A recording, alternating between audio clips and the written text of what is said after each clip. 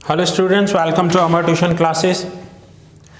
आज हम cash flow statement 12th standard में कैश फ्लो स्टेटमेंट का क्वेश्चन नंबर 21 करेंगे। वैसे तो ये आपका लास्ट सम है, बट मैं आपको ये सबसे पहले करवा रहा हूँ। इस चैप्टर के क्वेश्चंस हम थोड़े पीछे से स्टार्ट कर रहे हैं, बट हम सारे सम्स करेंगे।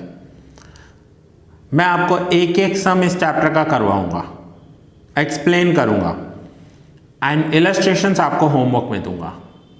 जो इलस्ट्रेशंस होंगे वो आपको होमवर्क में करने होंगे। सो क्वेश्चन में लिखा हुआ है 21 page number 287, from the following information calculate cash flow from financing activity. Financing activity मैं आपको ऑलरेडी इंट्रोडक्शन में बता कर आया हूं कि फाइनेंसिंग एक्टिविटी का मतलब होता है कि equity shares, preference shares, debentures अगर हमने इश्यू किए हैं तो इनफ्लो होगा और रिडीम किए हैं तो आउटफ्लो होगा। और अगर इस क्वेश्चन में हमें कोई ऐसा पॉइंट दिया हुआ होगा जो इन्वेस्टिंग या ऑपरेटिंग एक्टिविटी का होगा तो वो हम यहाँ रिकॉर्ड नहीं करेंगे। आइए मैं आपको एक्सप्लेन करता हूँ। आपको वैल्यूज़ दी हुई हैं 2016 एंड 2017 की। सामने पर्टिकुलर्स में लिखा हुआ है 10% डिबेंचर्स। 16 में 1,95,000 के थे और 17 में 2,45,000 के हो गए। देखो 195 में से 245 हो गए, दैट मीन्स इंक्रीज हुए, और इंक्रीज हुए दैट मीन्स इश्यू किए हैं ये 10% डिबेंचर्स, और इश्यू किए हैं तो इनफ्लो हुआ होगा। इश्यू किए हैं तो इनफ्लो हुआ होगा। तो ये देखिए यहाँ पर लिखा हुआ है 10% डिबेंचर्स 50,000 इश्यूड, ये रहे सामने वैल्यू 50,000। तो आपको एक ऐसा स्टेटमेंट फॉर्म बनाना है, statement of cash flow from financing activity 10% debentures 50,000 issued. Now second point, equity share capital. Equity share capital पहले 250 थे, अब 345 हो गए। सो इक्विटी शेयर कैपिटल इश्यूड क्योंकि इंक्रीज हुआ है, इनफ्लो हुआ होगा 95,000 का।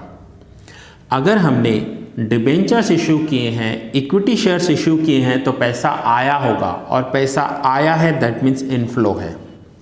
और अगर पैसा गया है, हमने पे किया है, तो वो आउटफ्लो होगा, उसे हम नेगेटिव लिखेंगे, मीन्स ब्रैकेट के अंदर लिखेंगे। और हाँ, ये जैसे आपने देखा कि डिबेंचर्स नीचे लिखा हुआ है, इक्विटीज ऊपर लिखा हुआ है, आपको ऊपर नीचे से कोई फर्क नहीं पड़ता, आप सीक्वेंस में लिखते जाना। पहले डिबेंचर आया है, डिबेंचर्स लिख देना, कोई फर्क नहीं पड़ता उससे। Then 12% debentures. नाउ 12% डिबेंचर्स में क्या हुआ है, पहले 150 के थे, अब 1 लाख के हो गए। इसका मतलब है 50,000 के रिडीम किए होंगे 12% डिबेंचर्स। तो ये देखिए 12% डिबेंचर्स पहले 150 के थे, अब 1 लाख के हो गए। 50,000 रिडीम किया है, इसलिए माइनस लिखा है। ये जो ब्रैकेट के अंदर लिखा हुआ है दैट मीन्स रिडम्पशन है, और रिडम्पशन को हम माइनस के साथ दिखाएंगे। प्रेफरेंस शेयर कैपिटल पहले 1 लाख था, अभी 80,000 हो गया। सो 1 लाख में से 80,000 हो गए, सो 20,000 रिडीम किए हैं। सो ये देखिए redemption of preference share capital decrease 20,000 decrease कर दिए। बैंक ओवरड्राफ्ट 68 में से 45 हो गए, 23,000 रिडीम हुए हैं। बैंक ओवरड्राफ्ट हमारी लायबिलिटी होती है, हमारा बैंक ओवरड्राफ्ट कम हुआ है दैट मीन्स हमने पैसा दिया होगा, कैश आउटफ्लो है। Bank overdraft decrease in cash credit. Now additional information कुछ दी हुई है नीचे। Debenture interest paid 12,000। अब फाइनेंस मीन्स उधार लिए हुए पैसों पर अगर हम इंटरेस्ट पे करते हैं तो वो भी फाइनेंसिंग एक्टिविटी में आता है। Debenture interest paid 12,000। Paid 22,000 for equity share dividend and preference share dividend. Equity dividend and preference dividend भी फाइनेंसिंग एक्टिविटीज़ पर है।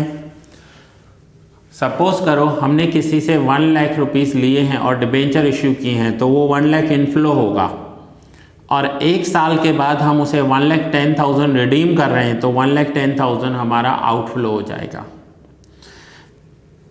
सो equity shares, preference shares, debentures, long term borrowings जितने भी आ रहे हैं तो इनफ्लो, और इंटरेस्ट के साथ पैसा जा रहा है तो आउटफ्लो होगा।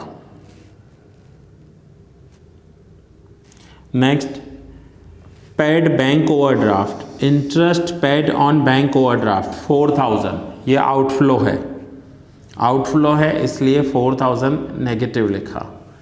सो फाइनली हम टोटल करेंगे इसका। सो जो भी प्लस वैल्यूज़ हैं उन्हें प्लस करेंगे और माइनस वैल्यूज़ को हम माइनस करते जाएंगे। फाइनली हमारा cash inflow from financing activities 14,000 हुआ है। अगर ये पॉजिटिव नंबर आ रहा है तो इनफ्लो लिखेंगे, नेगेटिव नंबर आ रहा है तो आउटफ्लो लिखेंगे। So finally cash inflow from financing activities 14,000। इतना सा स्टेटमेंट आपको बनाना है और ये आपसे पूछा जाएगा 4 मार्क्स में।